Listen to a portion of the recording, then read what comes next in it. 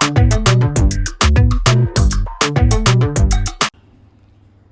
morning, friends. We have got very exciting news from across the border, that is Pakistan, and I think you all will be very anxious to know what's my opinion about what's happening in Pakistan. Well, gentlemen, the first thing let me tell you is that the general election has at last taken place after 6 years in Pakistan under an interim Prime Minister, Mr. Kakar. But the results are something which have come as a knockout blow for the Pakistan Army.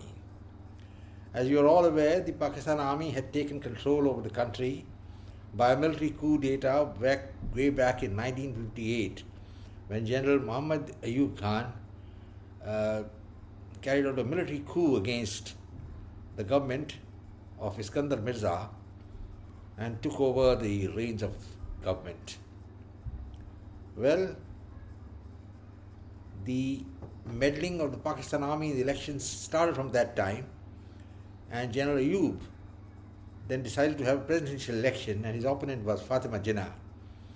But very soon he realized that he's going to be defeated by Fatima Jinnah, who was the sister of Muhammad Ali Jinnah, and so he developed cold feet and rigged the election. And Fatima lost then, and later on I think she died a mysterious death. Maybe she was murdered, God knows what happened.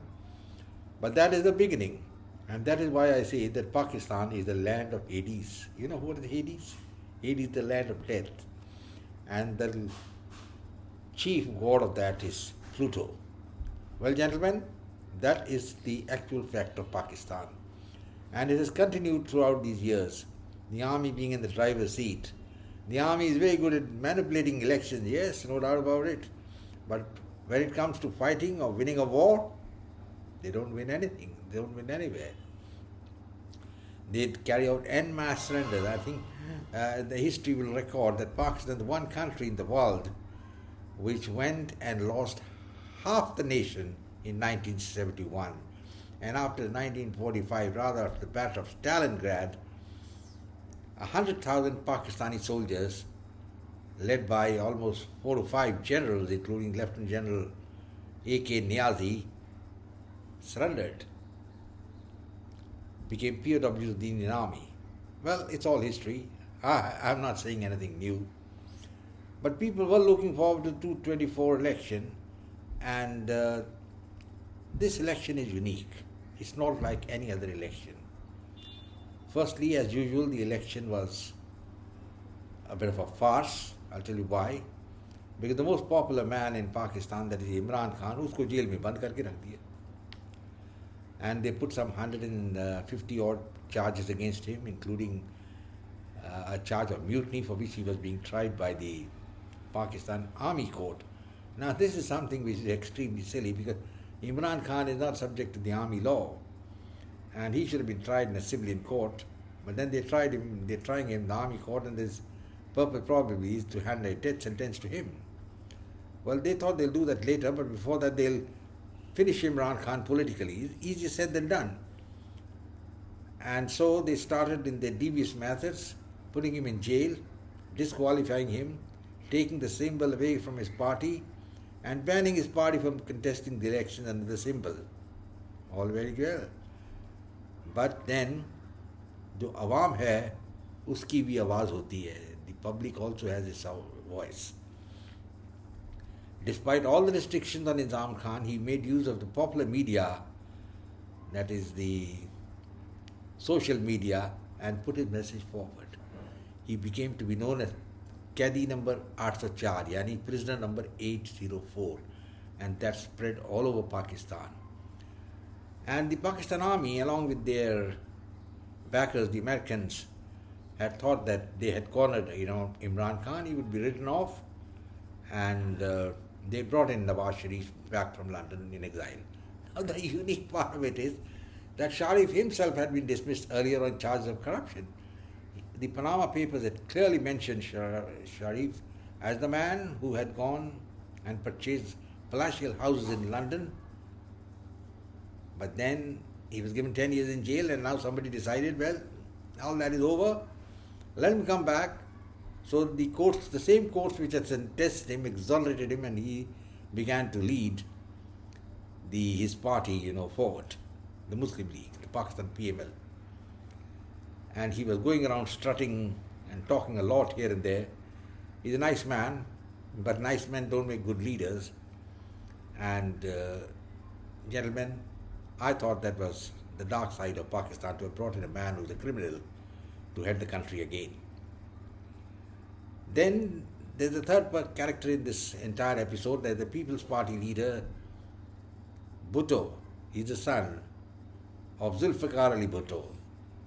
And he's famous, Zulfikar, because he was the first prime minister to be hanged to death by the Pakistan army on a false charge when General Zia was the dictator of Pakistan. And yet this man, his name is, as I told you earlier, Bilawar Bhutto, is hobnobbing with the army, and he's been hobnobbing for a long time.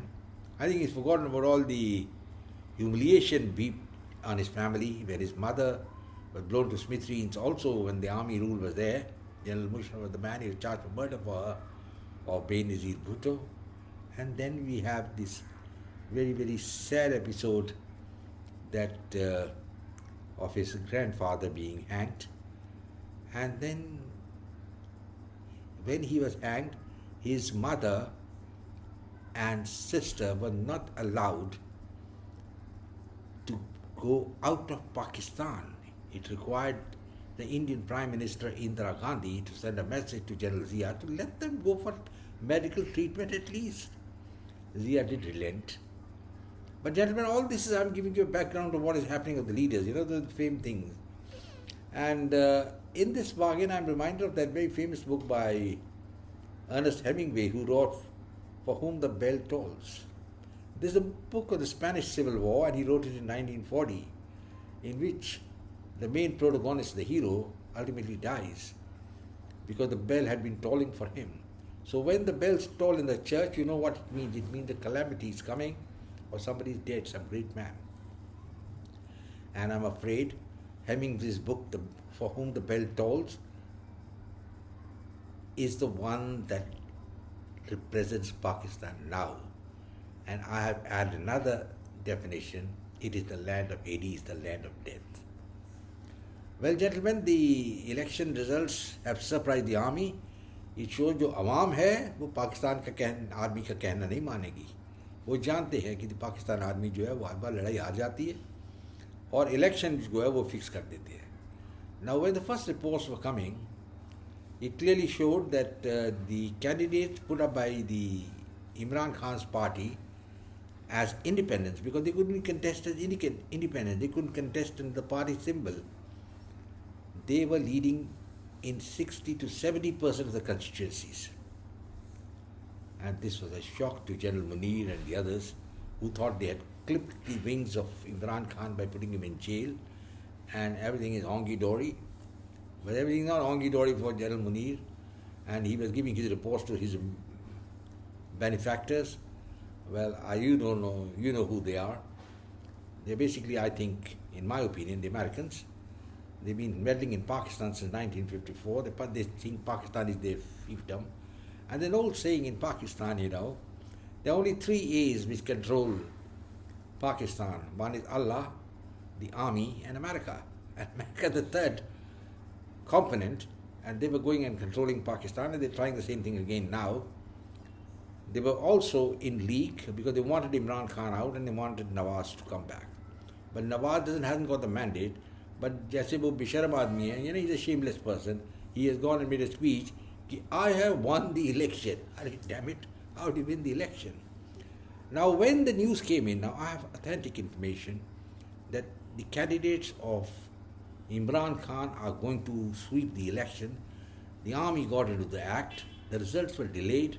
Internet suspended for some time much earlier. And then the manipulation began. And finally, Imran Khan has been handed 100 seats, and the combined seats of the People's Party and Nawaz Sharif are more than him, and they will probably form the government. So that is the aim.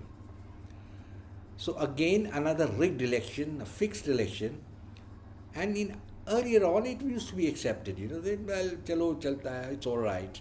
But now the people in Pakistan have revolted. And even during the election, there were 150 attacks, and many policemen have been killed. And once the news came in that the elections have been rigged, the results have been delayed, the Pakistan Awam जो है वो गुस्से में है. और इस बार उनको Pakistan army से कोई डर नहीं है. They are not scared of the Pakistan army at all. And Pakistan army जो है, they have proved themselves to be, what can I say, chickens. That's about all. Which run helter-skelter. When it comes to facing the enemy, they can't do it. They've been defeated in every war they faced. They can't even fight their local internal battles. They can't do that. You remember the 250 odd children of a school being killed in Peshawar? Can you forget that? By the extremist organizations? So when it comes to fighting even the internal war, they failed. But they're very adept, at doing this jigri-pogri, as we call it in Hindi. And this is precisely what's gone forward, because now the Pakistan army, like the tiger, who tastes human flesh, knows the perks of power. And they now are having almost 100 private enterprises which they are looking after, and which is not their job. It's supposed to be done by civilians. But no, the Pakistan army they're even making tea bags. I mean, it's so wonderful. I give credit to them. But this is all not good for the army and not good for the Pakistan government and the people. And now, what has the Pakistan army achieved in these 65 years of power? Nothing. Pakistan is bankrupt. But now, in a bankrupt state, you have put in a fictitious elections again, in which you are going to declare that Imran has lost, when actually he is the winner. So what is the Awam करेगी? Awam क्या करेगी? वो इनकी पूजा करेंगे और इनके चीज़ुरी करेंगे? ऐसा नहीं होने वाला. It's not going to happen like this. There is going to be a civil war, gentlemen. Mark my words. You can take it 1 year, 2 years, 3 years. But a civil war is on the anvil. And God forbid, if they execute Imran Khan, it will happen much earlier. Now, let me tell you about Imran Khan. I admire him. He was a great cricket player. And I do remember the time when he was bowling to Gavaskar. उसने कराची का test चल रहा था. गवास्कर खेलने आए थे. And he was in form. He was striking away. Ball मार रहे थे इधर उधर. और इमरान खान को बॉल दिया. He was the captain. और he bowled a Yorker. और गवास्कर को पता ही नहीं चला कि बॉल कहाँ से आई. He got clean bowled. So he was a very good player. मेरे कहने का मतलब ये है. But as far as politics is concerned, I think he went a little too far. And all he could give to Pakistan were slogans. He gave the slogan of Naya Pakistan. What is Naya Pakistan? Nothing. Then he was talking of Medina-e-Riast, which is again nothing. Irrelevant. So practically he did not do anything for the people, but he gave them catchy slogans. And sometimes these slogans are required because they are morale boosters for the people. Our own Indira Gandhi had made a slogan, Garibi Hatao. I mean, Garibi to kya hataegi, which she couldn't do a damn thing.